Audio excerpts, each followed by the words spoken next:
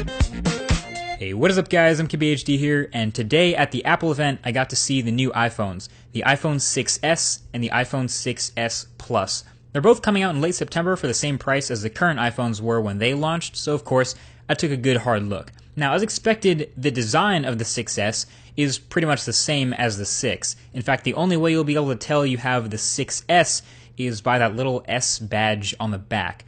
Of course, also if you have the new rose gold color, which to my eye is really more of like a pale pink. But yeah, other than that, from top to bottom, all the way around the outside of this phone, it's the same phone. Although the new 6s Plus is actually a little bit heavier in the hand than the current 6 Plus, and I think we can thank Bendgate for that, since Apple is now using a 7000 series aluminum alloy to strengthen the body, but it's only a couple extra grams. So there are three main improvements to know about in the new iPhone: new specs, new cameras, and new display. So the spec bump is in the processing, really. So the 6s is rocking a new Apple A9 chip, which is supposedly nearly twice as fast in the CPU and GPU performance. But that's really the only spec difference that they told us about. As far as I know, it's still 1GB of RAM, still the same non-removable battery, and still starting at 16 gigs of non-expandable storage. So everything else stayed the same, it's just adding the new A9. And the camera in the iPhone is really a bump that got me interested in it a lot. So before, the iPhone had an 8 megapixel camera, as we all know.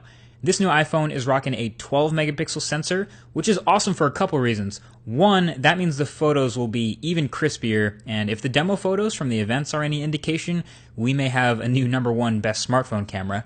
And number two, 12 megapixels now means we have a large enough sensor, or enough pixels, for 4K video. So this smartphone is now capable of hanging with the heavy hitters like the Galaxy S6 and Note 5 and LG G4 and pretty much every other smartphone that's come out this year that shoots 4K video. Plus the 6s also has optical image stabilization that now works during video as well, so I'm really looking forward to testing this camera a lot more. And as a bonus, the front-facing camera also got a nice little bump up to 5 megapixels, and it now uses the display as a dual-tone flash, according to the ambient light. Smart. And with these new iPhones, you can now turn on something called Live Photo, which will capture 1.5 seconds before and after you snap the photo, which is pretty neat. And you can view the live photo by pressing down on the photo in the gallery, which brings us to our third and final major change, and that's 3D touch. Not Force Touch, 3D touch. But basically the same thing as Force Touch. So now the iPhone 6s display is pressure sensitive and to multiple levels. So you can press down a little harder on the display to bring up a context menu in tons of places all over the OS. It's kind of like an expand button or a more info button. So you can 3D touch an icon on the home screen to bring up some quick actions for that app, or you can press an address in a thread to preview the location in Apple Maps, or you can press a thread in a messaging app itself to preview what's in that thread. And with all these previews, if you like what you see, then you can press even harder to fully expand and bring yourself into it, or if you don't want to, then you can release the Force Touch and then it shrinks itself back. So it seems like this can be useful at a level on a smartphone. It'll probably take some getting used to. The thing is, I was just playing it for a few minutes and I started to get the hang of it, and the Taptic engine in the phone is also larger and a bit heavier and is now much more precise, so it feels more like the Force Touch on the Apple Watch, which is impressive.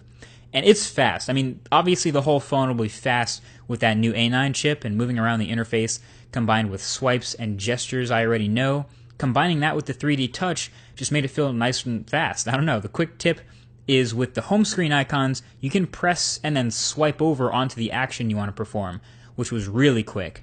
And multitasking with the 3D touch swipe in from the left side is also pretty quick now too, so definitely a little bit of a learning curve to get everything down and figure out where you want to use 3D touch, but it's promising. Also, third-party apps can and definitely will take advantage of this 3D touch too. So there was a couple things demoed. There was a game that can literally change weapons if you press the display harder.